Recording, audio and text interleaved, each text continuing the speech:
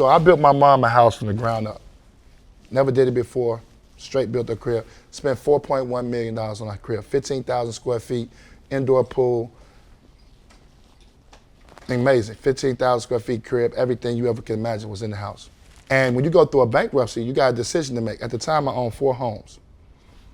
But you can keep a home. I mean, you keep what you can afford. Yeah. You know what I mean? But I'm trying to, obviously, when you go through a bankruptcy, if you can get rid of everything and start over and give yourself a fresh start, so I'm trying to make the smartest decision. I don't want to keep the 4 cribs and show everybody in the world, oh, I still got it and I can't really afford it. No, it's a one-time shot. So I'm like, listen. And I asked my mom, I said, what do you want to do? And the first time I broke down, and she said, let the house go. We had to fight to get a meal, yeah, wrongfully accused. We had to fight to get appeals. That's why we right to get a deal. He on the team, he gotta eat, you know, despite the skills. Keep it riding for the fam, you gotta light the wheels straight up. But in the past bad, work up in the trash bag. I'll pass a lot to take the test before I pass class. Yeah, and my family needed bread, I had to come correct. That's why I keep airing it out like I just passed gas.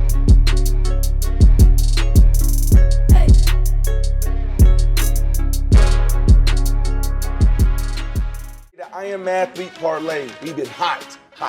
These are guaranteed wins. I'm gonna take Arizona over San Fran. Whoa. It's all about matchup, understanding who's playing against who. It's a game of chess. It's your boy, B. Marshall, AKA Steph Curry Jr. I know everybody like, hey, did he really make that shot? Yeah, I made that shot. I'm working my form all day. Here's the deal. Football season's over. Now we're focused on the NBA season. Go to DraftKings Sportsbook. Make sure you download the app. Anything you do on a platform, use promo code ATHLETE, show a lot of love. Here's the deal. On this platform, when we're talking about basketball season, you can do same game parlays, download the app, new users. If you bet $1 and that team wins, you get $150 in free bet. Got it? DraftKings Sportsbook. Woo. Athlete is the promo code. Maybe we'll get DraftKings to put a bet or a little something on the platform. When it comes to me, can Brandon hit 10 free throws in a row? Can Brandon hit, 10 threes in a row? Would y'all bet that? We'll see. Stay tuned. DraftKings.com is the sports book. I Am Athlete is the platform. Parlay, I Am Athlete all day. Promo code ATHLETE. Let's get it.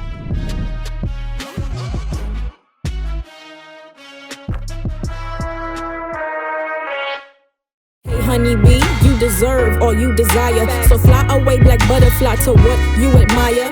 Only you can hinder you from truly reaching triumph. I'm destined for greatness because I imagine that. My skin light, but baby, I am blacker than black. I got a mean code switch voice for work type black. I'm so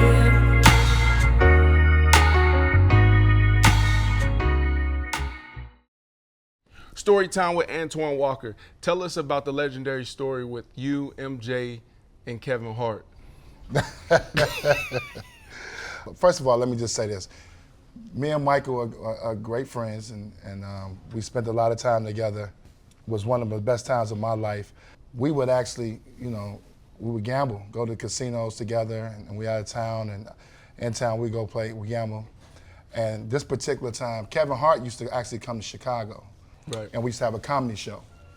So before Kevin became Kevin, I used to bring Kevin in, and he came in and do the comedy show and participated in my weekend. And so I got to know Kevin on a personal level, and one time he got to hang out with us. He got that. You see what he said? Well, he got to hang out with us. This is the old Kevin now. You got to remember how the story's being told now. It's the old Kevin. Right. This is the Kevin I used to pay $3,500 to. Yeah. This ain't the Kevin that get millions now. This is different type of Kevin. He used to give me a deal back in the day and let me just pay him $3,500, so I appreciate that. But he got to hang out with us gambling one time. So we all at the blackjack table, playing or whatever. Mike likes to play 3-4 spots. So Kevin misread the chips. So he thought I was actually betting when Michael was betting. You know what I mean? Mike is different. Mike may bet $25,000 a hand. I was staying in my lane, $2,000-$3,000 a hand, staying, the table was beating us. They was getting the best of us, you know what I mean? So Kevin just seen me continue trying to think I was keeping up with Mike. But I technically wasn't keeping up with him. I was still playing, right? But I wasn't keeping up with him in the domination. And it went to the night where I hit my limit. You hit your limit. I hit my limit, bro, and I had to sit down and watch Mike play. Right. And that's what Kevin's talking about. So he got a chance to witness that.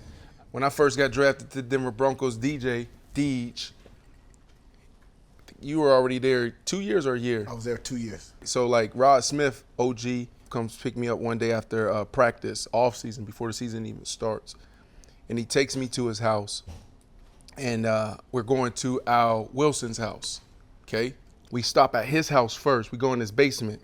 Now, I come to the house, I'm like, yo, look at my mom's crib in Atlanta. Mm-hmm. You know, we go in the basement, there's boxes everywhere. And I'm like, Rod, what's all these boxes? And he said, oh, B, I started 10 companies. And 9 of them failed. They said, he said, they say 1 out of 10 break through. So I started 10 companies, right? And so this is all my companies right here, okay? And then while we're sitting in the basement, he also said, I want to be clear to you with one thing. He said, don't try to keep up with myself, with Al. We're going to go to his house. You never seen his house before. Champ Bailey, Jake Plummer, John Lynch. Don't try to keep up. That's where you go wrong. So that's why I asked you, I was like, what do you mean by keeping up? Because an OG came to me early and said, don't try to keep up. Meaning, like, when you pull up in the parking lot, you see those Mercedes-Benz and the Range Rovers, and you pull up to Al's house, and it's like, wow, we in Parker, Colorado, and we talking about 10,000 square feet. Don't keep up. That's tougher to not do than to say it, because your teammates are now your new friends. Right. So they going to Vegas. They got villas. Right, they throwing 30, 40,000 at a table. Markers. They're on PJs. They got markers. Yeah, markers. Right? So it's a tough situation because you find yourself wanting to be around your peers and build that camaraderie while at the same time not keeping it up. And I think what was good about Denver, when they taught me while I was young, right? And I'll be honest, I rode on 7 of Champ PJs, didn't pay a single dime. We're in Oakland. We beat the Raiders. They don't want to fly back home. It's Champ, it's Rod Smith, it's myself, and I think it's like 2 other guys. We find that PJ, Champ tell me, say, oh man, my credit card ain't working. I said, oh boy, I got it. I never knew what it cost. At that time, from Oakland to just it was $27,000. One way. One way. I put my card down. Right? We did our little thing in Vegas. Put my card down again to get back to Denver. The next Wednesday, I'm looking at Champ eating breakfast. The boy just eating. All right, so on Thursday, I'm looking at him again, just eating. Right. I'm just looking at him again. He's just eating. We small talking. I ain't saying nothing. My financial advisor, hey, you got $54,000 and whatever. I didn't say nothing for about 2-3 months. So then I finally said something to Champ. And he was like, I just want to check what type of dude you was, bro. And from there, I understood that when you want to have a team, you want to have that camaraderie, right? You talk about keeping up. You understand that guys on a team are important, but they can't keep up with you. So a lot of times, like the older guys, they looked after and they took care of us. Right. So once I got my little change, I passed that down to Wesley Woodyard. And hopefully he passed it down to Danny Trevathan, and hopefully Danny Trevathan passed it down to the next linebacker in Denver. Right. So when you have a great team and you got great leaders at the top, a lot of times they'll do things like Rod says, like, hey, don't try to keep up. But then you'll also have those guys that understand, like, bro, we building camaraderie in the offseason. Right. And you need to be around. What's wrong with a first-class ticket on a plane? Nothing. Ain't nothing. $54,000. Right now, I'll be honest. Right now, That's a good question. I still love when the stewardess comes by and gives me the warm cashews, and I love because I didn't come from nothing. So what I'm trying to say is what we're mistaking good information. We almost are there, but we're not there enough. The real lesson should be, you know what? Don't spend your money on a jet. It's really not doing much for us. the camaraderie we can get on a private plane. We can get on a regular plane, commercial jet, first class, kicking and having a good time, acting a fool up in first class. When we get to Vegas, maybe we spend that money on that. Right. Right? What we need to do a better job, especially in our community, is really giving each other sound advice. I had a conversation earlier today, and I'm not even sure this number is correct, but it said like 78% of NFL players eventually, this was like 20 years ago, eventually go broke or file Within for 4 or 5 bankruptcy. years after they retire. That same statistic is the same today. So our OGs are not doing us a favor. We're not getting better. And the financial institutions aren't doing anything about it. How can that be the same statistic 20 years ago and we're not getting better, right? So one, we've got to do a better job of educating each other. Two, me in my new role at UBS, the financial institutions have to step up and start doing a better job of how we deal with each other. But more importantly, we've got to start looking at who our true role models are. You are not a role model because you got money. You're not a role model because you got money. You're not a role model because you got money. Role models need to be people who are educated in finance when it comes to our money. Right. That know exactly what to do with it. I'm gonna ask you a question, B. Yep. I don't even want you guys to answer it. We get charged. I don't want to because I'm not because I'm gonna answer it for you. I got you. Because I'm not here to embarrass anybody. Because I didn't know this answer, and this is what made me go back to get my education. We get charged basis points by our financial advisors. Can you tell me what a basis point is? Do you know what it is? No idea. Do you know what it is? No. Everyone on this has made millions of dollars, and our financial institutions charge us in basis points. Am I and right? we don't know. No. Basis points I'm like, damn, you can put us on the spot right is now. 1/100. Don't answer it, I'm going to answer. 1/100 of a percent. What is a basis point? 1/100 of a percent. So if you're looking at it from a decimal point, it's 0.01%. How are we going to give each other advice on finances when we don't even know the basic fundamentals of what people are charging us to manage our money? Right. We've got to do a better job of educating ourselves. So let me ask you this question. Well, damn, there's a lot you just threw there. That's good. Like I like vulnerability on our show because I think for us to learn, we have to be vulnerable. So off of the first $1 million, you're going to make X amount of dollars off of me. After that, this is what it is. So I look at my overall, right, expense when it comes to what I'm paying a financial institute, right? And because a lot of times, like if you say, okay, you bring in $1 million, all right, this is what we're bringing in. And if you don't cap that, now it can get out of control. If you're an athlete that bring in 100 million, 150, now we got athletes, Patrick Mahomes bringing in $500 million, 500 million, now I can get out of control. So to me, it should be a cap, but is that the wrong way of approaching it? Let me take it a step further. The conversation really starts right here. Let me give you a prime example. I came into the league when I was 19 years old, right? I come from very humble beginnings. I come from a single parent family home. My mother raised 6 of us by herself. We was on welfare. We had, it was tough. So I never understood the value of a dollar when I came into the league. So you gotta take me. My whole goal when I got to the league, man, I gotta get my mom this house. I'm tired of sleeping in the same room with my brothers and sisters. We all gotta get our own room. So take my first year. Get drafted by the Boston Celtics. My first contract is 3 years, $5.5 million. My first year is $1.6 million. I make 1.6. I'm playing in Boston. You guys understand what Massachusetts is and state taxes in Massachusetts. So I probably saw about 800, 860 of that 1.6, something like that. I don't know what the actual number was. Bought my mom a $500,000 house. Bought me a condo for $300,000. Car, her a car. Furniture. Clothes. Brothers in schools we go from public school, private school. So my whole dynamics changed. So in my first year, I was in debt. So it's tough when you talk about, when you get into the point you're talking about basis points and all that. I don't even understand taxes at this point. I'm thinking 1.6. So that's what an educational part, it starts right there. It can't start when you already got the money and now you're investing. We got to start from the start. And we all, a lot of us, I'm not saying everybody, but pretty much all athletes come from humble beginnings.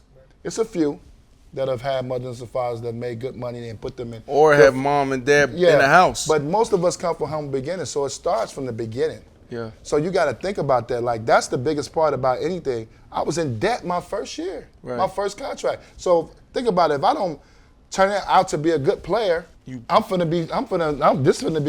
go downhill immediately. I was in the red before I got to the league. Because you can go and take those loans from the bank, right? So I took 40K. I did. I know. That was humble. That was real humble. Oh, you ain't had no confidence in yourself. I did 500,000. After my last game in college, went to a bank. I took out $500,000. They just gave it to you that quick. They gave it to me because they saw that I was a guaranteed first-round pick. I paid off my mom loans. I bought me a 760 BMW. Yeah, they was hot back then, 2004. Remember when Ross came out with this song, White on White, I had a 745? yeah. I used to be mans with his boy Gucci Poochie. I said, tell Ross, 760 Geno's, black on black, that's me. Right? Party, brought all my boys out, did the whole 9. Within 2 months, I had spent the whole $500,000. 2 months? 2 months. Wow. Get my signing bonus, just like you mentioned, I had no idea about taxes. Mm-hmm. I'm going crazy. I'm having conversations with my agent. At that point in time, he's trying to explain taxes to me. Yeah. Like when I talk about like how I didn't have any knowledge on taxes, how it works. So I'm like, bro, like, what do you mean? They took $2 million for what? Right. What does the taxes go for? And he's like, who's FICO? So look, FICO? No. Look, here's that guy? But this is how lost I was. He goes, man, it's the city, the state, they take taxes. It's for parks, it's for roads. I said, roads? I had to get 4 new tires for my 760 because I had flats with the potholes down in Brickell. Like, that's how gone I am. Right. So we talk about financial literacy, and I'll be honest, as you're a professional athlete, you don't have time. You got the rest of your life to build and invest in and get knowledgeable. Here's what I would say. You go and make $3, $4, $5, $10, $20 million, put it somewhere nice, neat, and comfortable that's going to gain interest 3-4%. And relax, because to be honest, you don't have time to sit and invest in a business and invest in a company and know what's really going on. I'll push back on that because I think I've seen Antoine when we played many times. I've seen you in the clubs. I was there with you. We had time to party. We had time to chase girls. Like, we've got to really start like manning up. It's the maturity level, though. But then here's the maturity level for us as real men. I asked a simple question: who knows about basis points? You've messed up financially somewhere in your life. You've messed up financially somewhere in your life. You have too, and so have I. Why didn't nobody do nothing about it? Why are we still not? So what we got to start having is real life conversation. Yes, I do not expect the 19-year-old to understand his finances. That's more on the financial institutions. That's on the family members that need to calm down and wait and have patience to let that money build. But again, our families don't understand it either. I grew up in New York City in the projects, same way. My parents was on welfare the same way, immigrants from Nigeria. The only thing that helped me, for me personally, is I was an undrafted free agent. So I could see the 760. I couldn't buy it. I bought a Ford Explorer. So I had $5,000 sign-up bonus. So I get it, the pressures are different. You're a first-round draft pick, you got millions of dollars right away. The financial institutions have to do a better job. But more importantly, the OGs now, once we get to a place where we're mature and we got a platform that we're speaking on, we have now got to do the education so that we can start teaching our youngins exactly how they should operate. But they can't learn from our mistakes if we're not teaching them the right thing. Hold on, but I like that you use the term push back, because I like that term too. I push back on you. Is it really the financial institutes, or is it really the families and it's us that should be talking about it, it's right? The knowledge. Because financial to me, I'm gonna listen to you, who played ball and been in my position, come from New York, come from the projects, so you understand me more than I listen to this dude who's running this, right? Or Antoine, who's been through it, right? I'll say the financial institutions because, one, I'm in this position. Right.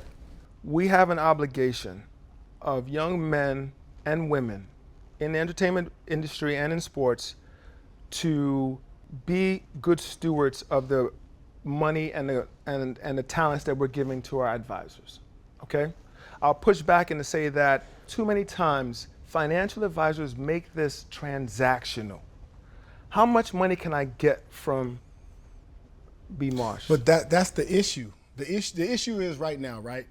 You got too many guys at 19 listening to financial advisors, listening to the outside noise, trying to flip that 10 million to 100 million. You 19 years old. You got the rest of your life. What I'm suggesting is, how many business did you invest in when you was playing? How many you? And how much real knowledge did you know? You didn't. All you knew was what your financial advisor told you. Right. So me personally, if I had a chance to do it over, I would have gotten in the league, I would have got my money, and I would just set it to the side. Oh, you was investing in stuff when you first got in? Out the gate, people coming at you with all type of stuff. So you investing out the gate. Oh, no. But that's what I'm saying, you have no knowledge. Oh, no, baby, not be baby. No, But- that ain't but- what I no, did. no, Hey, but- Wale, you'd have been proud of me. Hold on. Wale, But listen. you'd have been proud of me, Wale. What I did when I first got in the league, bro, I ain't invested nothing. But it's probably because it was similar path that you took, right? You were drafted, and I was fourth round. I ain't really had no money. But you get told. Save. It's not a bad thing. No, but that's what I'm saying. You You don't get behind the car until you learn to drive. You get told money sitting, not working for you. No, but I ain't It's do bad. that. No, But- but you said it's no. 3 to 4%. No. I was But- looking at just give me 5%. Not But I even- wasn't even thinking about that. Listen, if you get $10 million and you finna play in the league, your career is 3 to 5 years max. Don't think that you are a business mogul right now at 19, 21, or whatever it is. Look, set it up to where you know what your spending is on a yearly basis. Put the rest to the side, because once you retire and once you're done and you have time to look into these businesses, look into these corporations, 100%. and know what they telling you and what they selling you. I got hit for $1.2 million. And let me tell you where the money went. I bought the same house in LaGrange, Georgia 3 times. Explain that. Huh? Explain that. He gave himself power of attorney. I'm in the season. I'm balling out. So I bought the same house in LaGrange, Georgia 3 times. I bought an area in LaGrange, Georgia that was supposed to be a strip mall. Wait, after the, Hold on, after wait. the first time, Listen, why'd you buy the remember when second Puff and- Daddy had Right. remember when Puff Daddy had Making the Band? Y'all remember Sarah Stokes? The light-skinned girl that had Not really, but go ahead. Okay. Yeah, but yeah. But no, I'm about to tell you. Puff Daddy had Making the Band. Okay. There was a young lady on there named Sarah Stokes. She was a singer. She was like young, like, I don't want to throw her age out there, but she had like 3, 4, 5 kids. All I knew was I invested $300,000 into her music career. What I'm saying was, because of the amount of time and energy that I put into football, I'm going into these meetings and I'm sitting across from this man and I'm taking his word. And I'm just, okay, yeah, that sounds good, that sounds good. What I'm saying is if you already a millionaire, relax, chill. No, Stop trying to rush and become a billionaire. We on the same page. I'm just saying, I guess there's the dynamics, because you said your dynamics was different because you were a free agent. You had 5,000. My signing bonus was 420. Yours was 6.9. Yours was 5.5 on your first contract. In your first year, you made 1 point something, whatever, if I could remember correctly. So my thing is, it took me 5 years to get to the bag, and then I signed the richest deal at the wide receiver position in the history of the NFL. Did you start investing then? Hell no, that's what I'm saying. What I'm saying, that's smart. What I did is I took, I just, what do they call these, note cards, okay? And what I did is I wrote down every single financial term and their definitions, right? And I'm talking about ROI. What does ROI mean? What does yield mean? Like all these things that you're talking about. I'm sorry they ain't have a basis point on there. Damn, like they had basis point. Listen, I went back to school on that one. I said I gotta go. Right, like I'm like, damn, basis point. You got me, because for 2 years, Twan, I had like millions of dollars sitting in the bank and I ain't touch it, you know. So, I think the biggest thing that we're talking about right now, and then athletes and everybody watching should probably take from this is, because you're right, it's, you have to learn, you have to educate yourself, and we brought you here to talk about you, right, and yours, like, and that's why I love this platform. But like, as an athlete or anybody out there watching right now, how should we be approaching this? Well, the things you said already have been spot on. Like, I think that's great advice after the fact. I invest while I was playing. I would say wait till the end, where you can be there every day, where you can watch, especially when you start talking about, most guys, we do restaurants, we do real estate, we do stuff that needs our eyes on it. Barbershops, clothing companies, music. Music. Oh my goodness. Those are things that we invest in, but it goes even deeper than that. It's a cultural thing. I can speak for myself. When I came out, I was Jay-Z, Puffy, all the rappers. What they did is what I wanted to do. When you see them with the big jewelry, the chains, and the nice cars, you see the videos. This when videos was hot when I came out. I came out in '96. So I'm looking at all this stuff. That's like, man, when I get it, I'm doing that. So when I came in, where I spent a lot of money, I had fetishes. I had a car fetish. I would have 8, 10 cars at one time. Yeah. No, 310 motoring was hot. So I ain't just get the car. You got it from 310. I freaked it out. I'm gonna put 30, 40 in it. Ain't no just get the car. I gotta get AW in the headrest. I gotta get the rims. I gotta get the sounds. That's every car. I don't even want the car when it comes from the lot. Send it straight to 310. Don't give it to me until it's ready. Wow. That's how I operated. When I did it, that was a fetish. I had a watch fetish. When I came out, Jacob the jeweler was the man. Everybody shot with Jacob. Yeah. I used to be with Jacob. I used to get all the new watches. I had 15, 20 watches at one time. Can't wear them all. And then when I came into the league, it was a dress code. So I used to get the custom suits. 15, 2,000 a suit. It was mandatory on the plane and to the game. So that was a real expense. Allen Iverson changed that culture with, how he did it. Allen Iverson wrote, y'all heard the story, write the blank check. I ain't wearing no dress clothes. Allen Iverson changed that. But we had a dress code when I came in, not how you see guys dressed now. How much money did you make? Probably over my career, I had 3 contracts. So I had my first contract, like I said earlier, was 5.5. My second one was my max deal. I got in my 3rd year, which was 6 years, $71 million deal. And then my last contract was 4 years, $32 million. So probably like $108 million, over $108 million in total contracts that I made. But you also, and I always try to tell young guys this, $55 million of that went to taxes that I couldn't control. Yeah.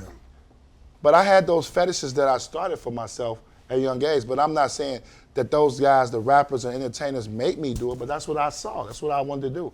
I come from a culture, I didn't have much. What would have corrected you in the moment? Like how could we have stopped as a society? How could we have corrected, that your upbringing, where you came from. Is there anything that we as a community could have done better?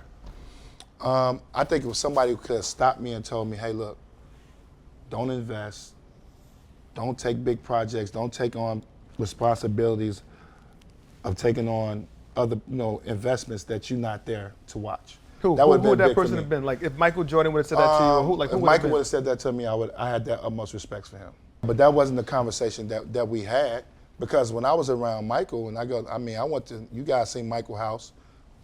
Michael House is incredible.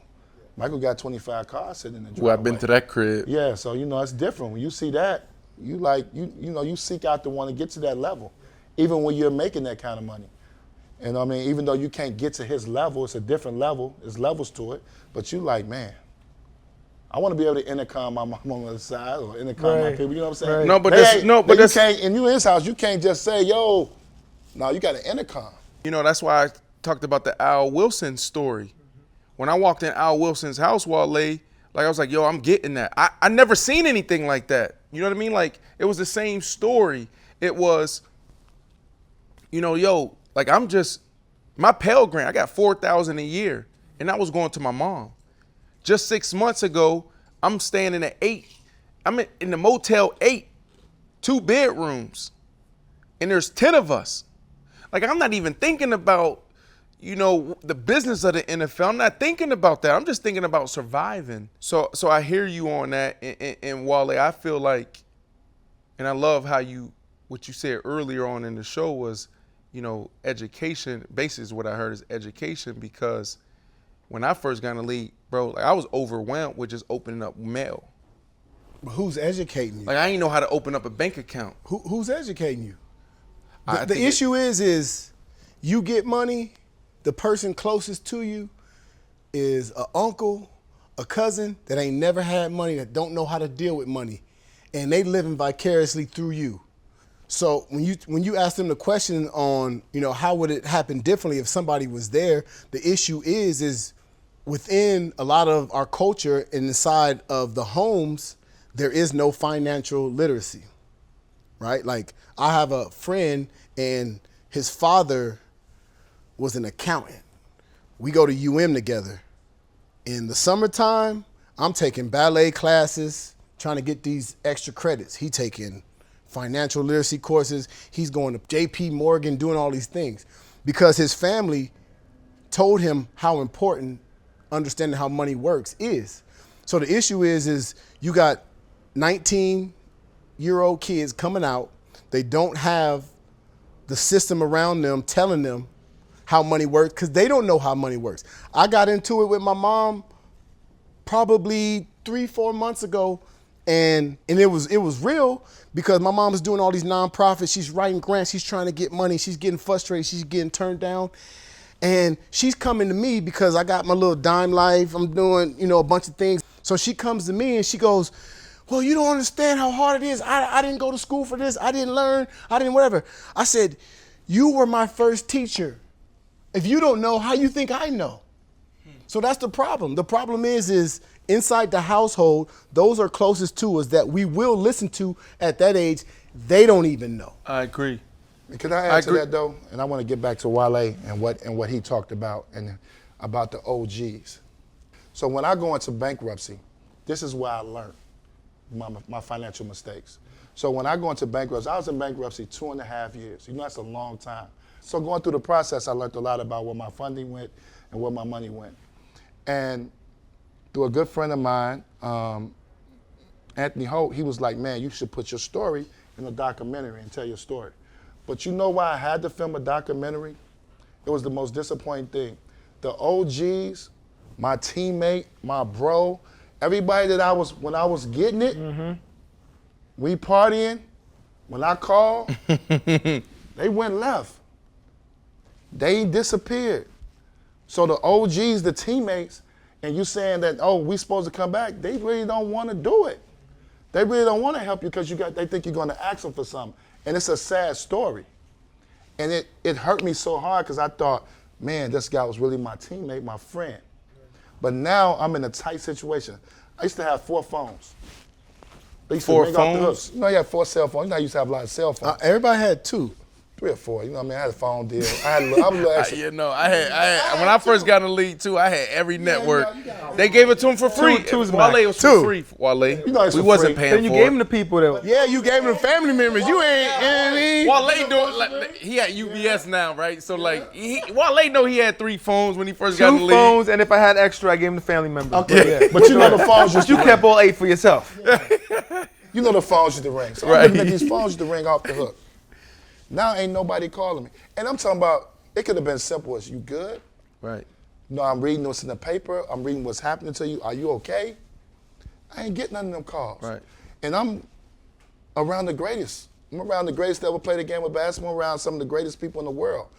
We're talking about the Michael Jordans, the Jay-Z's. I'm around these guys when I'm playing. All these guys are phenomenal people that do great things, and you know what I mean? But the phone call stopped. Nobody called me and checked on me and say, man, Big Fella, you okay? Is this true? That's a great point. Did this happen? That's a great point. You know what I'm saying? Did this happen? Just what's wrong with this? Hold on. We gotta understand this respectfully. Don't nobody know who the hell we are anymore. We OGs. Wale, Deej, myself, Antoine Walker, Mr. Shimmy. Yeah. Like, people really don't know your story. And so when we talk about, like, okay, what happened, you're talking about the $108 million that you made career earnings. Yes. What we saw out there, ESPN, was you lost everything. There's gambling, all of that. So I just want to highlight that to lay it up for the audience because I don't think everybody knows. I'm going to address that. Now, for me, personally, 2 years after being removed from the game, to piggyback what you're saying, I had to file bankruptcy. But it wasn't because of gambling. See, gambling happened at the same time that I was going through the real financial struggle. Now, I did go to Vegas and had a situation. What you talked about earlier, the markers. Mm-hmm. I used to train in Vegas. Every summer, I would go to Vegas for 4 weeks and train. But at night, we'd do tour days, and at night, we would go strip. All the players, different players, we'll go to strip, and we'll gamble, have some fun at night. This particular trip, I'm out there, competitive that I am. First time, I lose 50. The next day, I lose another 50. Then the next day, 100. Next thing you know, I'm down 300-400. So I spent 3-4 weeks chasing 800,000, which I ended up losing. So people that don't understand, when you take those markers, 45 days after you borrow that money, you're technically supposed to pay the money back. Obviously, I had a good rapport with them. They seen I had money. That wasn't the case. But now, after you learn from those type of situations, I say, you know what? I'm pissed at myself. I want to get out this situation. Get a lawyer, go to fight them, trying to get the money reduced. As I'm trying to get the money reduced, they can always issue a warrant for your arrest if they're not paid. I used to play in a golf tournament, American Century, I'm not pronouncing it wrong. The golf tournament that's on NBC, you see all the guys playing in Steph, CenturyLink. Yeah, it's on Pro-Am, NBC. the Pro-Am. Right. So I used to play there every summer. Montana. But it's in Nevada. Yeah. It's in Lake Tahoe. So I fly to Tahoe. But guess who flies me? The casino. Harris Casino is one of the biggest sponsors still to this day of that tournament. I go there. When I land, my mother's calling me, think I'm in jail. I'm all over ESPN. I owe $750,000, $800,000 to Vegas, and they've issued a warrant for my arrest. So I'm calling the lawyer like, yo, I thought we was in negotiations. We was trying to, get this thing taken care of. He like, listen, can you make a payment to him? I'm like, of course. He like, make a payment, and then you'll be good. 2 days later, they come arrest me. After I'm hanging, playing golf, they come arrest me to force me to pay that day. So it gets blown out of proportion. So everybody thinks, oh, he had a gambling situation. Then 2 years later, following that incident with Vegas, 2 years later, now I'm filing for bankruptcy. So the public thinks, oh, he lost all his money gambling. That was a one isolated event. I lost $800,000. But what did you lose? I amassed over $108 million. Where's the other $60 million? Where's that? Living. What happened No. then? I never said I couldn't pay him. I was getting a payment plan. I gave him $140,000 that day. I never would spend a quarter. I'm not a jail person. I ain't going to jail for that. I know you're not. not. So that's going to get done. What you mean you're in the jail? I'm not saying you are, but I just Chicago. No, that one, I want to do a day there. That wasn't the fact. The fact wasn't the fact I couldn't pay him. I was more upset at myself. And then as anybody else, I'm looking for the best settlement that I can get. I get what you're saying. Vegas got like markers, great. Right. You still technically made $108 million. Oh, I was in the real estate market. Okay. And you let's been talk fine. about that. So I put my money into the real estate market. But the mistake that I made goes back to you. That makes a great point, which I love what you said. So as a player, I had somebody run. I didn't give him power of attorney. But what I did do is I ran all my things through banks. So we would get loans from banks to acquire our real estate property. So the only way I protected myself is that the banks had to agree that this was a good property, that it's appraised out for what it appraised out for, et cetera, et cetera. That was the only way that I was covering myself. I didn't actually come out of my pocket with any money, but what I did was I used my personal financial portfolio To leverage. Personal guarantee. personal guarantor to get the loans. So we dealt with 7, 8 banks at a time. We was dealing with different banks to get different properties. So I don't know if you guys remember, but we went through a heavy recession from 2007. 2008. 2008, no, it was about 11 or 12. We was in a recession. And the bank stopped lending. So we had a lot of undeveloped property. I was bad at everything was in Chicago. And they wanted their money back.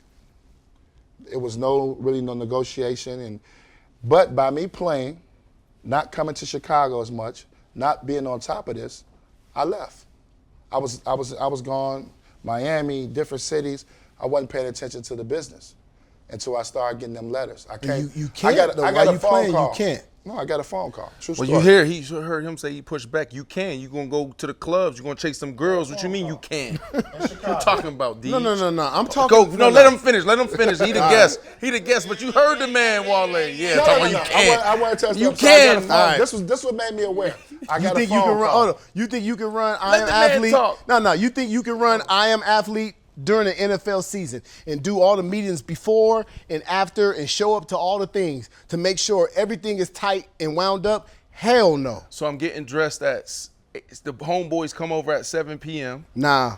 We happy hour. Nah. We drinking. We partying. We eating.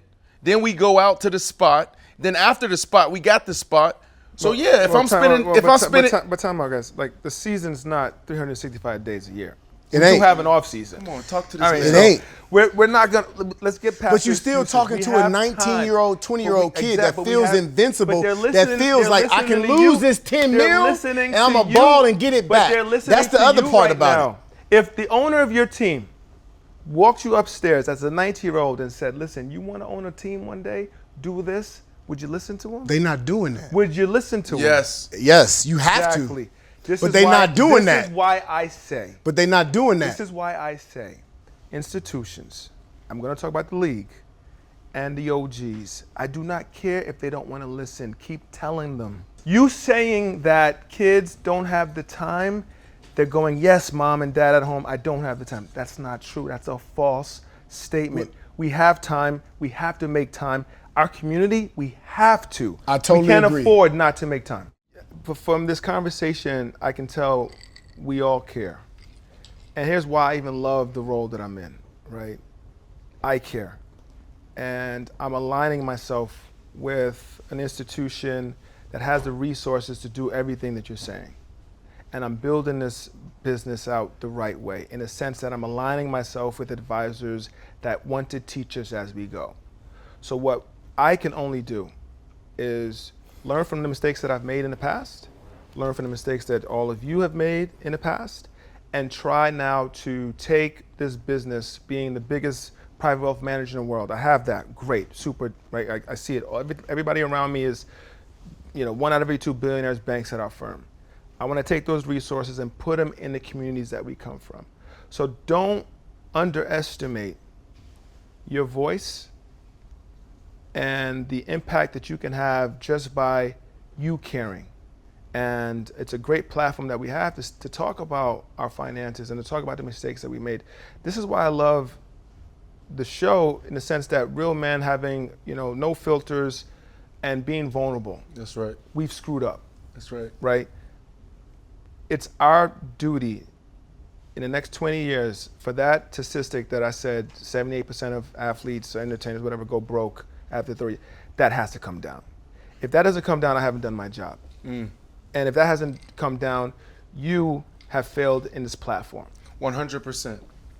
And the reason why that's important is because, I think it's important for us, like when you asked the question earlier, it's like, whose job is it? To me, it's not the institution, it's our jobs as the OGs, being vulnerable, sharing those stories, because I'm gonna listen to you walk. You handle your family and friends totally different than I may handle them. But I may can steal something from you. B, you may invest different than I do. I may can steal it. Do you ever, and let me pose this question to y'all, do y'all ever wonder why me, you, Brandon, none of us have never partnered together and became our own financial team and did investments together? Why you think all NBA players, football players, everybody, we got to go to our boys' restaurant? It don't be multiple guys owning one spot. Y'all know how the NBA teams are owned. Y'all know how the NFL teams are owned. Right. They owned by their boys. Why we don't do that? The conversation can get really, really deep. Let's get deep. I got an answer to that. I'm going through that right now. I play with a lot of guys. I'm just saying, it doesn't. I play with a lot of guys. Can I answer that? And I'm a culprit of it. When I never thought that I needed nobody else, because I had my own money. I was like, I don't need nobody else. If I wanted a business idea, I'm gone. Can I answer that question? But why don't nobody ever sit down? No. As a group. I like LeBron and D Wade and Carmelo and Chris Paul. They all say they jam boys. When they ever did something together? I'm just asking. Now they support each other. Right. Oh, D Wade got a new wine. LeBron got a new tequila. They gonna support each other to the fullest. It's gonna look great. Why it ain't all our wine? Right. Why all of us didn't invest in that? Right. That's really the question too when you get in there. That's when how you you start to get in grow. those rooms. When you start to get in those rooms, that's the question. Everybody like, I want to own a team. LeBron's like, I want to own a team. Why not own it with your boys? Right. So a few guys that got $300-400 million that made it. Are you talking to them about that? Are you bringing them on the team? That's the the conversation goes really, really deep. Well, the And reason guys don't like to talk about that. You know what we do? Oh, he got that 550. I'm going to get that 600. No, he did it. He did it with Rick No, Ross. 760. 645. That's Gary Gino. Payton had a brown Cadillac truck. Right. I picked me up. I went to Oakland. I was like, man, it's cold. Next day, I went and got the same truck. Same rim, same truck. It said GP, mine said AW. Yeah, right. No, I'm dead serious. That's what we do. Right. I'm not bullshitting you. Right. That's what we'll do. We'll come in the locker room like, I got that. I got that new AP. Right. Oh, I gotta go get it. No, that I'm going home telling the boys I gotta go chomp. I gotta give something better than his. That's what we do. We in the club, somebody order 5 bottles, we want to order 10. You gotta go crazy. Oh yeah, I had my football battle. Yeah. Yeah. Who'd you battle? Who'd you battle? Junior Seau one time. Junior? Rest Who in won? peace. It was I'm older. It was like Who won? No. Then I had one that's even better. Wait. Who won? Talk about 108 million. Who you think won? Look. Junior has money. No, that's doubt. a different thing. I see Antoine I'm throwing football all bottles. day. I'm actually gonna come over there and drink with him. Yeah. Cause I ain't gonna win. dudes, that's what we do. I ain't He got gonna the win money that. tonight. I ain't gonna win That that. $25,000, $30,000 night. Let me ask On you this champagne. question. I done had that night. I ran into a situation where my money got a little funny, right? And so I know the feeling. What was that moment where you was like, this gotta change? What was the bottom, like, God damn, this gotta stop? For me, it was when I met with the lawyers in Miami. So Miami's one of the best places to file bankruptcy. I was a Miami resident. I'm like, okay. After they went through my portfolio, they went through everything. They brought me in simply, was like, you signed your name right here? I was like, yeah. It's like, you the personal guarantor, you responsible for all this. Ain't nothing we could do. You signed your name as the personal guarantor. That probably is my lowest moment, because now I know my life got to change. But I did have a few months and a little time. That's what I'm talking about, that residue. Yeah, to get my mind right. But now, I'm getting myself prepared for it, man. One, my life is finna change. I got this expensive lifestyle. 2, my family life is about to change. My kids' life is about to change. So that's the process I went through. Was the fact, and this is the crazy part about my story, I thought I still was gonna be able to play ball. I thought I was gonna be able to be a journeyman for about 4 or 5 years. I tried.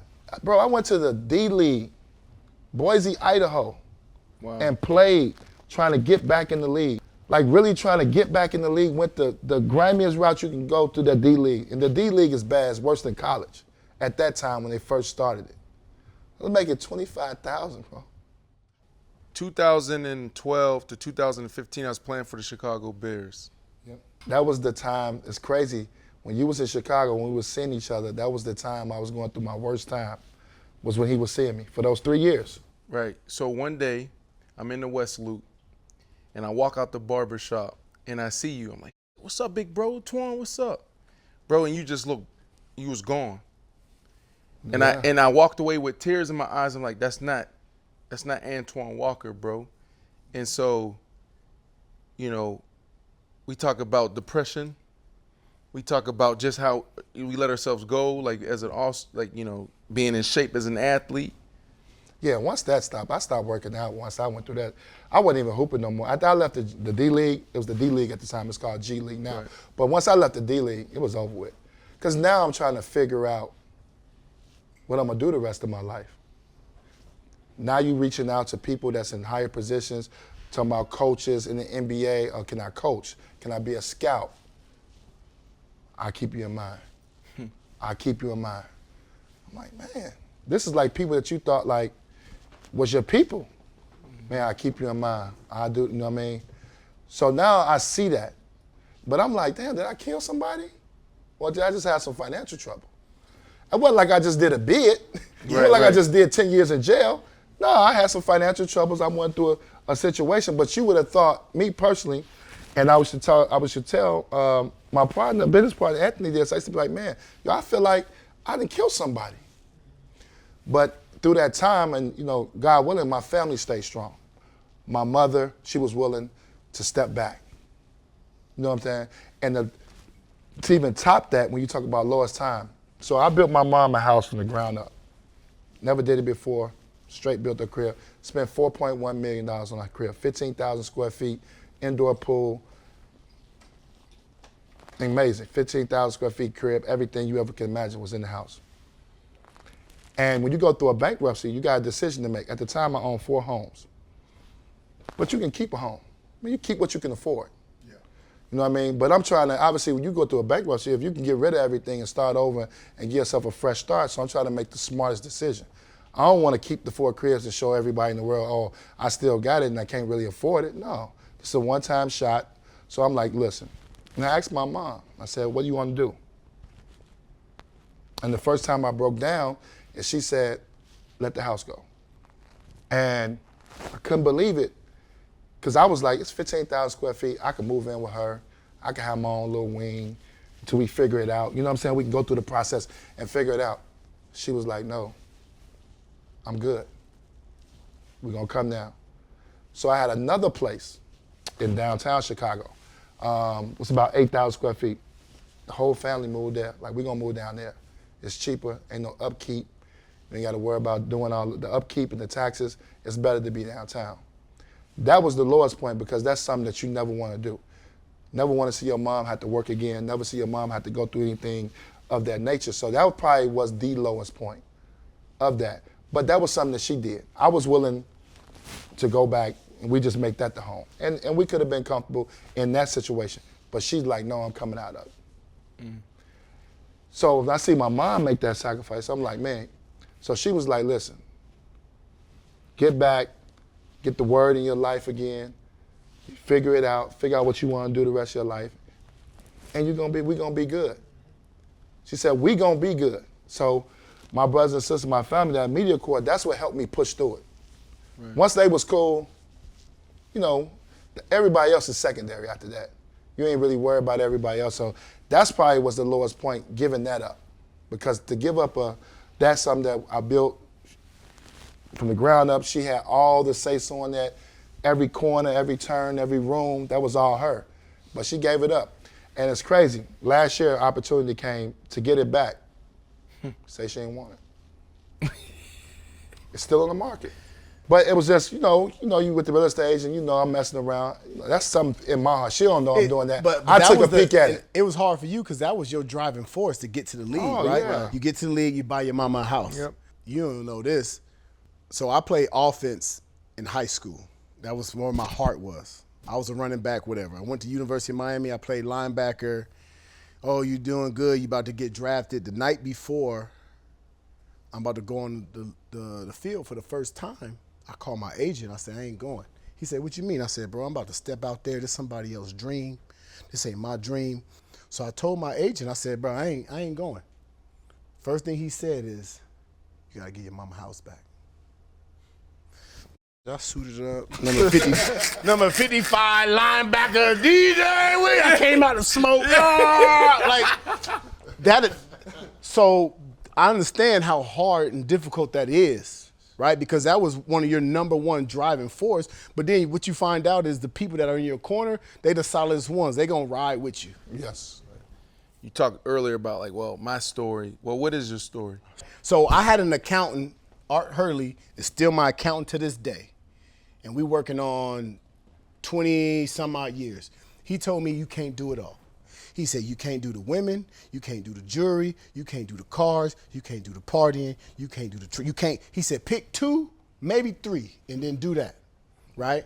So I lived my life. I enjoyed. I'll be honest. I spent $4 million in a club party, and somebody looked like, God damn, that's a lot of money. Hold on. What you say? I spent $4 million partying. It ain't that hard though. Listen, I played 11 years. In one night? No. Oh, I thought you. Come on, my bad. I ain't make that. My bag ain't like that. But hold on, look. What is that? What is that? My mind. What is that before taxes? I don't know. I was 19, 25. I don't know. Live another bottle. Bring it. $8 million. Bring it. What Twan doing over there? Bring it. I need more. What Twan? Send Twan a bottle. How about that? Let's start the bottle war. That's how you gonna leave me hanging? No, I'm sorry. Leave him hanging. But no. Leave him hanging. Leave him hanging. That's not a good thing, bro. Leave him hanging. So here's what happened to me. I wanted to end my career. I ain't had the basketball money. I wanted to end my career with more than 10 M's in the bank. I'm in year 7 or 8. Everything is Gucci. I get in my little legal issues. I get in trouble. I get suspended. Now, man, imagine my forecast on how I was spending as if I'm getting all this money. Boom, I get suspended. Bam, it hit me for 3.9. The Broncos decide to exercise a right to take another $1 million back from my signing bonus. Give me that. The next year, I'm supposed to make $6-7 million. They release me. I go to Chicago with you. They got Geno's on the budget, baby. That's why, you know what I mean? They got Geno on the budget. That's another $7-8 million. So now I retire, and I had been living my career this whole time like I was gonna get those checks. So when I retired, I was $10 million short. And I had continued to live my life as if it was gonna come. So when I retired, I went to my financial meeting with Art, and I love him. He put it up. He said, "How you spending? Right here, 7 years you'll be broke." And that's why I asked you the question, because I had the little residue. I still went out, try to get bottles, try to get tables, because I was depressed. You know what I mean? You got the ego. You want to still live the life and whatever. Then it got to a certain point to where I was like, you know, I'm partying in the club. I'm feeling the atmosphere. And now that I'm starting to see how generic and fake this shit is, there ain't no real love there. You feeling good because they walk you through the back, and you about to give them 100,000. Show up to the same spot and say, I'm just trying to, me and my lady was gonna have a drink at the bar and see how they treat you. Oh, I had that. Let me ask Wale. One thing I want to leave you with, and in the position that you in right now, I challenge you as an athlete, as a guy that know our culture, how can guys still do some of the things we like to do? And you know, I'm talking about partying, have a nice car, have the nice crib, have the nice jewelry, but also, if they're 19, make sure at 35, they got money to live the rest of their life. To put together a system, an app, a program, or something, you know, some type of blueprint that they could follow, because we're not going to be able to stop that. And that's just a cultural thing that we're not going to be able to stop. But in the position that you are, you can kind of see, okay, I know this guy going to get that Rolex. I know that guy going to get this, you know, he's going to get this Maybach. He's going to get this car. You know what I mean? Is it anything, is it a program, or, you know, something that you can put those guys up under? I think that's when you're going to start making a difference, when you start speaking the language that they under. And that's why I like the fact that I'm in this position. When I got to UBS, not gonna lie about it, we talked, it was middle-aged white men. How can you relate to the inner city black kid who's coming with millions of dollars? It's impossible. So what I love that you give me that charge is because that's what I'm planning to do. Have that conversation, understand why Antoine's mother means so much to him. Because they don't understand that dynamic. And if I'm able to put my own experiences in with the expertise that they have from a financial side, I think it's a win-win. Where we're gonna get away from the cautionary tales, which you're a cautionary tale, and you're a cautionary tale, and you're a cautionary tale, and I am. We gotta get away from those stories. We've got to start having the wins, right? And I think what you're saying is true.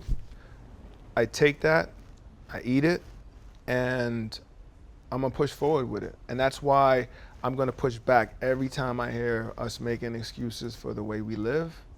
We've got to take ownership of our own lives, and it starts with the individuals in this room, people who have been through it.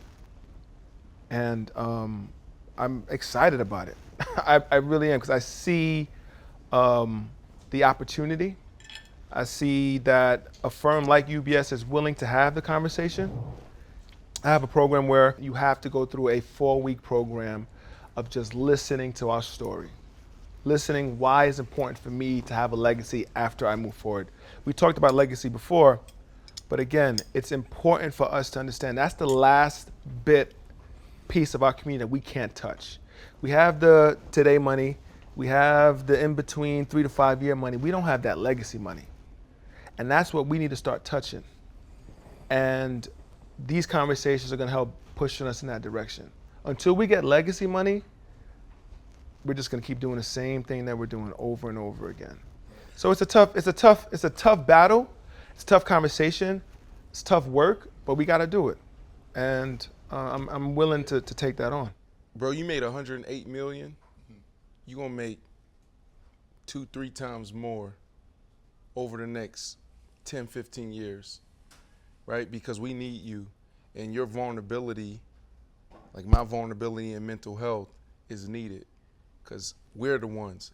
I push back on Wale, on it's the institutions, which I do think that he's playing his part and he's doing his job when it comes to educating, but really it's us. And even Wale, because Wale, you play this dual position where, you know, you're also right there on the institutional side, but you're also an athlete, so you get it. So even you can be sitting here, because we listening to you. Absolutely. You know what I'm saying? So, bro, our vulnerability is what's going to push this conversation forward. I truly believe that. I'm confident. No, I ain't betting no eye, nothing. You know what I'm saying? Like, God going to bless you in so many different ways because of your vulnerability. I believe that too. I believe that too, B.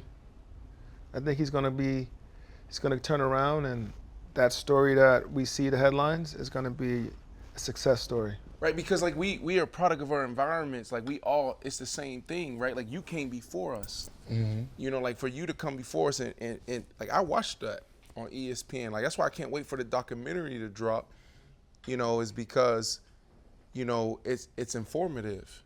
And like I watched that play out, like Antoine Walker this, Antoine Walker that. I didn't know, you know, the real estate plays, et cetera, et cetera. Everybody thought it was gambling, right? So the educational side is huge. And you know, I just want to say, like, I do want to answer your question. I feel like when you talked about like Jay-Z and all the other, you know, you named a couple athletes, like why didn't they call? I feel like because they were in the same phase that you were in, and all of us is we're trying to make it. And we have our own family and friends contributions vertical that we're trying to figure out. And I think this next 5 years is us having these discussions and conversations, educating. And then after that, we get to a place where we're talking about legacy, right? Where we're coming together and it's like, yo, let's go buy this team together. Or how do we launch this media network together? You know, how do we start this bank? So I just feel like right now we're in the survival mode. We don't have anything, then we get everything, and it's keeping up with the Joneses. Or the Jordans. So I'm a University of Miami licensee, right? So I make fan gear. This year is the first year that I'm scaling. I'm about to start doing other universities. The way I go about doing is exactly what y'all spoke about. I'm partnering with legends from each university to represent their university. So I partner with Roy Williams from Oklahoma. Texas? Oh, Oklahoma. Oklahoma, right? And so when I partner with him, we're on the call trying to get the license. He says to the university, just to let you know, any money that I receive, I'm putting it 100% back into the program. I'm on the call. What program? Into the football school program. So I'm on the call like, we ain't talking about, I hope you don't think whatever. So I get off the call and Roy says, listen, I want to start a financial literacy program for the University of Oklahoma. Boom, light went off because I'm going to get licensed in 20 to 30 other colleges. I said, tell me a little bit more. He says, well, I don't really have it mapped out, but I want to start a financial literacy program, start to educate these young guys because they are getting these NIL deals and they're making this money. And he says they need to even start learning how to save right now with all of this money. He says, then also I'm going to go to banks and I'm going to try to set up somewhat of a 401k program, right, where if you have an NIL student and we'll go with a big one, he getting $100,000 a year, right? Educate him on money, how to save it, how to put it away, put it somewhere safe so it can grow. So where if said student makes $150,000 in his college career after 4 years, that $150,000 is $200,000, $250,000. He said that light went off in my head, and so now I'm trying to implement that in every school that we go to. So we're going to have a financial, and we're actually looking for banks to partner with. Yeah, definitely. Like, talk to me, because I'm already in schools. Yeah. I'm doing that same thing already. I'm in HBCUs. I do the whole SIAC conference. But what we found I do out, Big Ten. I do. what we found Big out East. is when you get the auditorium full of the football team, when one of us show up, they'll listen and they'll talk. Right, exactly. When you send in Mr. Buddy Guy from the bank. So let me tell you, like, again, I agree with you. So let's talk about that, because I think you bring in other people that have walked the walk and talked the talk. It works well. I've seen that. But here's another kind of like hidden gem that I get from going into schools. I want to get more diversity in the financial world. 99% of all student athletes will not make it professional. So let's be honest. 100%. If I can get 2 or 3 diverse people saying, dang, I love what Wale's doing over at UBS. Maybe I might want to come over there and be an advisor. Or I might want to come over there and be a manager. We're starting to have different conversations. So when something crazy happens on TV and it's one of us, I don't want the whole bank looking at me like, Wale, what was that about? Like, I don't know. We're not monolithic. But we can get more people. So I do the financial education piece. I love that. But what I do get a side benefit is I want to get more of us in the financial institution. And that starts with the money. knowledge, though. Yeah. Introducing it to them, right? Like, you don't know if you like playing a guitar, tell somebody put a guitar in your hand. You don't know if you like playing hoop until you play basketball. So I would love to do that, though. I think we need to talk about partnering up on that. Like Antoine said, we need to, if we have this, entertainers and athletes have this thing of wanting to give back. If we're all doing our own separate thing, we're strong, but we're stronger together, right? So I definitely agree with that. Let's work on something. All right, Black History Month. Anybody inspire you guys? I love what Kanye said. I'm just gonna leave it at that. What did Kanye say? So we got Black History Month. What about Black Future Month, right? So to me, it's about celebrating Black excellence. But that's what this is, the conversations. Exactly. The future gonna start here. All right, so give me just one person real quick, you know what I mean, that you guys admire, inspire you, how you celebrating Black History Month. Take it whatever you want. I celebrate it every day. So, but, I know that sounds cliche, but I do. Like, I live and breathe that in my house. Like, we are excellent. I want to say, for real, like, I really look up to Obama, but my real role model for me was my dad, and he's still alive. Great influence in my life, great husband, great father. So I'd be doing him a disservice if I gave it to anybody else but him. He is Black excellence. I'm a King guy, man. I'm a Dr. Martin Luther King guy, for me personally. You guys been in Chicago. So I always get frustrated and flustered when I see the black on black crime in Chicago. And you guys been there, heard the stories. And so that always, when the Black History Month, and I wish I always be wondering in Chicago we could never get that real true black activist in Chicago to help change that narrative. But I always think about King and how he was able to provide change. So that's always been my guy, and strictly because of the trials and tribulations that go on in my city. This is tough because to get where we're going, we have to understand where we've been. So Black history is important. But when you think about Black history, you think about trauma. And I'm just in a position right now, and I know it's not popular and convenient for everyone right now, but I want to celebrate Black excellence. That's why I brought up Kanye. Kanye talked about, Black Future Month. And that's important. That's extremely important to push our community and our culture forward, but we can never forget where we've come from. Unfortunately, where we've come from is a place of trauma, is a place of, real toil, is a place of surviving and not thriving. And so someone that really, exemplifies excellence and where I'm trying to go is Jay-Z. And that's kind of cliche because everyone like Jay-Z, Jay-Z, Jay-Z, Jay-Z, Jay-Z. But when I think about what he did in hip hop and in culture and what I would love to do in media and sports, like he is that example. And so, you know, salute to Jay-Z, Black excellence. And we're here celebrating Black History Month.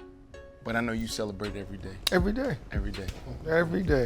Boom. We had to fight to get a meal. Yeah, wrongfully accused. We had to fight to get appeals. That's why we right to get a deal. He on the team, he gotta eat, you know. Despite the skills, keep it riding for the fam. You gotta light the wheels straight up.